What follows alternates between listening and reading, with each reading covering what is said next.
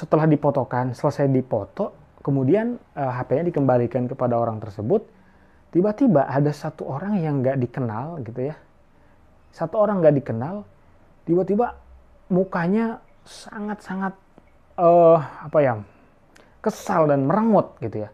Melihat matanya memandang kepada jamaah tersebut yang tadi difoto gitu ya. Akhirnya lama-kelamaan dia makin mendekat dan ngejar.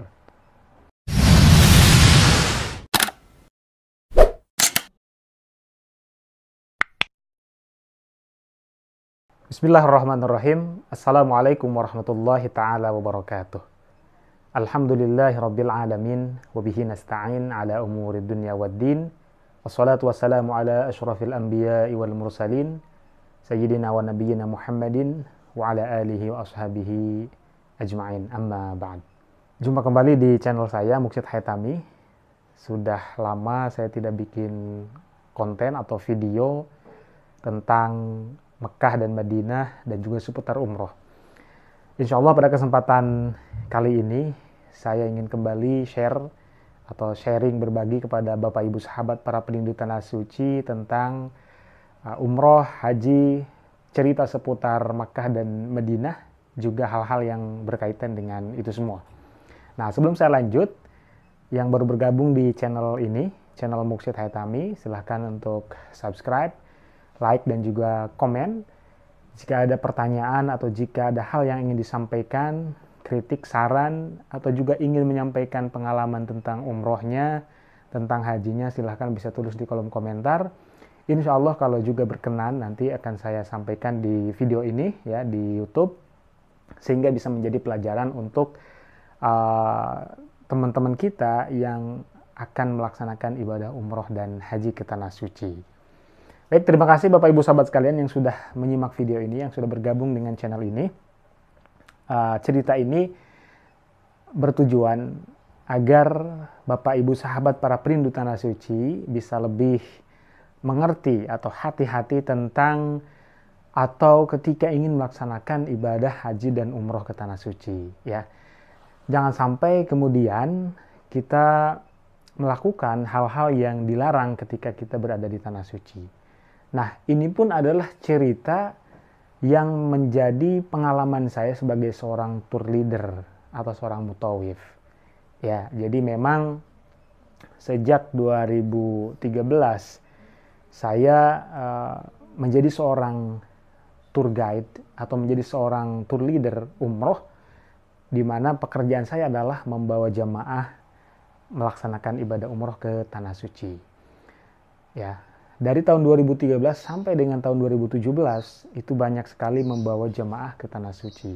Ya, jadi tiap 2 bulan, 3 bulan gitu ya, atau bahkan pernah sebulan berangkat, bulan kemudian berangkat lagi, itu mengurus jemaah. Dan pastinya di antara beberapa jemaah yang saya bawa gitu ya ke tanah suci, pasti ada cerita-cerita menarik, cerita-cerita yang unik yang saya temui di tanah suci tersebut ya. Ada juga yang di perjalanan, ada juga yang di pesawat ya. Seperti video yang alhamdulillah video yang saya buat tentang cerita jamaah yang kena santet di tanah suci juga banyak ditonton ya, karena memang secara kasat mata ya, secara logika apakah benar gitu ya orang ke tanah suci itu bisa kena santet misalnya ya. Tetapi memang ini adalah pengalaman saya pribadi yang saya rasakan dan itu nyata adanya. Jadi bukan cerita yang dibuat-buat atau cerita yang diada-adakan oleh orang yang memang belum pernah ke sana dan tidak mengalaminya gitu ya. Nah, berbeda dengan saya karena memang itu adalah pure pengalaman saya yang saya kemudian ingin ceritakan, sehingga bukan maksud apa-apa, tetapi dari sana, dari cerita itu bisa diambil hikmahnya. Ingat ya, perlu digarisbawahi bahwa apapun yang saya ceritakan di channel ini terkait dengan cerita-cerita umroh, itu tiada lain tujuan adalah agar kita mengambil hikmah dari cerita itu ya. Dan jika ada misalnya cerita-cerita yang di sana ada figurnya, ada orangnya, itu pun adalah sudah atas izin orang-orang tersebut ya, sehingga saya menceritakan di video ini atau di video-video yang lain itu juga atas dasar persetujuan atau atas dasar izin dari yang bersangkutan. Nah, Bapak Ibu sahabat sekalian, uh, memang kalau kita berbicara tentang hal-hal yang mistis itu cukup menarik. Kenapa? Karena memang sudah jiwanya manusia memang selalu ingin tahu atau penasaran dengan hal yang seperti itu, hal-hal goib, apalagi hubungannya dengan tanah suci. Ya, sudah banyak sekali dibahas di channel-channel yang lain juga. Kalau misalnya membahas tentang hal yang mistis yang berhubungan dengan Makkah Madinah itu pasti banyak yang nonton ya. Nah, di cerita kali ini saya ingin sharing kepada Bapak Ibu sahabat sekalian. Ya, tidak saya sebutkan orangnya, tetapi insya Allah ini sudah mendapatkan izin dari yang bersangkutan untuk saya kemudian ceritakan kepada Bapak Ibu sahabat sekalian sehingga bisa menjadi pelajaran untuk kita semua. Nah, kira-kira tahun 2015-an lah ya, ketika melaksanakan ibadah umroh di Tanah Suci, ketika selesai melakukan tawaf ya di pelataran di sekitar Ka'bah gitu ya, di lantai pertama, lantai dasar, selesai tawaf kemudian rencana pulang ke hotel ya, pulang ke hotel.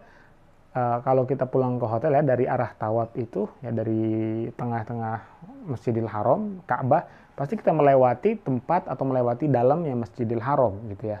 Sebelum kita keluar, baik itu keluarnya ke masjid, ke pintu King Abdul Aziz atau pintu yang lain atau pintu yang manapun, pasti kita melewati dalamnya gitu, dalamnya masjid, tempat orang melaksanakan ibadah sholat di dalam itu. Nah, tiba-tiba pada saat mau keluar ya, orang ini sebelum keluar masjid gitu ya, masih di dalam masjid, di tiang-tiang masjid itu dia minta tolong difotokan gitu ya oleh seseorang, masih orang Indonesia, jamaah juga, tapi lain travel gitu. Artinya tidak kenal tapi karena orang Indonesia jadi minta tolong difotokan ya. Kemudian setelah difotokan, selesai dipoto, kemudian HP-nya dikembalikan kepada orang tersebut. Tiba-tiba ada satu orang yang nggak dikenal gitu ya, tiba-tiba mukanya sangat-sangat kesal dan merengut gitu ya, melihat matanya memandang kepada jamaah tersebut yang tadi difoto gitu ya. Akhirnya lama-kelamaan dia makin mendekat dan ngejar ya, seperti tidak terima gitu kalau dia gitu ya, kalau si orang jamaah ini difoto gitu ya. Apa karena kena kamera gitu ya, mungkin sedikit kena. Jadi contohnya saya misalnya di sini, kemudian saya minta tolong kepada orang untuk fotoin di dalam masjid itu. Nah, di samping saya itu orang tersebut gitu ya, samping agak jauh tapi kena kamera. Nah, itu dia sampai setelah dikembalikan HP-nya, kemudian orang itu marah gitu kan, marah dan ngejar itu sampai ke depan hotel ya. Tapi pada saat sampai depan hotel, akhirnya kemudian masuk hotel sehingga dia tidak ngejar lagi ya. Setelah depan hotel, orang itu nggak ada ya, tidak ngejar lagi ke dalam hotel ya. Nah, itu menurut saya kejadian yang cukup aneh ya. Kenapa? Karena biasanya kalau kita mau ngambil foto gitu ya, ya biasa aja, nggak ada orang yang marah, nggak ada orang yang tersinggung atau apa. Tetapi kali itu ya, pada saat difoto tiba-tiba orang itu mendekat dan kemudian marah ya, seperti tidak terima gitu, seperti nggak terima kalau jamaah itu difoto ya. Nah, kemudian setelah itu dikejar gitu ya, melewati masjid kayak orang gimana sih kalau orang dikejar, kenceng banget larinya gitu ya, dan sangat ketakutan sampai bayangkan dari dalam Masjidil Haram dikejar sampai ke area Misfalah. Mungkin kalau Bapak Ibu sahabat sekalian pernah melaksanakan ibadah umroh ya, mungkin tahu area Misfalah itu salah satu area atau tempat di mana jamaah Indonesia banyak tinggal atau menginap di sana ya, di hotel-hotel di Jalan Misfalah itu ya, karena satu tempatnya enak gitu ya. Untuk hotel-hotel yang bintang 3 atau bintang 4 itu di sana enak karena ya dekat dengan masjid ya, kemudian juga banyak orang atau rame gitu ya, banyak juga tempat-tempat belanja di sana. Nah, dari Masjidil Haram bayangkan ke Misfalah itu lari terbirit-birit ya. dikejar sama orang yang nggak dikenal dan nggak tahu dia mau ngapain gitu ya. Tetapi sampai di depan hotel ya, orang itu nggak ngejar lagi ya. Makanya si jamaah itu sampai ketakutan, sampai ngos-ngosan, sampai keringet dingin gitu ya, takut diapa-apain. Nah, apa yang ingin saya sampaikan di sini, jadi Bapak Ibu sahabat sekalian, di Masjidil Haram itu pernah kita dilarang ya, beberapa tahun yang lalu pernah dilarang untuk ngambil gambar di sekitar Ka'bah. Ya, bahkan ada jamaah yang ketika ambil gambar itu HP-nya disita. Ya, di Masjid Nabawi, di makam Nabi juga sama. Kalau kita misalnya lewat pas dekat makam Nabi kemudian ambil foto terlalu dekat gitu ya, apalagi misalnya askarnya kena, itu pasti disita. Ya, itu pernah terjadi sama jemaah yang saya bawa gitu ya. Jadi HP-nya pada saat ini kejadiannya di dekat Ka'bah ya, di Masjidil Haram. Dia pada saat melakukan tawaf gitu ya, kemudian dia video ya. Nah, tiba-tiba ada askar kemudian disikat atau diambil HP-nya. Itu pernah ada peraturan seperti itu, tidak boleh menggunakan HP pada saat berada di sekitar Ka'bah. Nah, kembali ke cerita tadi bahwa ketika kita melaksanakan ibadah umroh maka kita harus hati-hati. Terutama ketika kita ingin ambil gambar ya, baik itu di Masjidil Haram atau di Masjid Nabawi, kalau misalnya ada orang di samping kita gitu ya, pada saat kita mau ngambil gambar, kemudian ada orang samping kita ya, baik samping kanan atau samping kiri, itu lebih baik kita bicara dulu ya. Terus gimana bicaranya, kan kita nggak kenal gitu ya. Misalnya karena dia bukan orang Indonesia, ya kita pakai bahasa isyarat aja yang kita minta tolong kalau kita mau ambil gambar di situ. Kalau dia misalnya bilang nggak apa-apa ya dengan bahasa isyarat misalnya, silahkan ya kita lanjut. Tapi kalau misalnya dia nggak terima, pasti dia akan menghindar ya. Kemudian kalau kita tidak izin dulu, takutnya kayak kejadian tadi ya, walaupun ya menurut informasi yang disampaikan oleh orang yang tadi dikejar-kejar itu bahwa orangnya ini nggak dikenal, tiba-tiba ada dan pakaiannya pakaian putih gitu ya, pakai imamah atau pakai sorban di kepala, di udang gitu ya.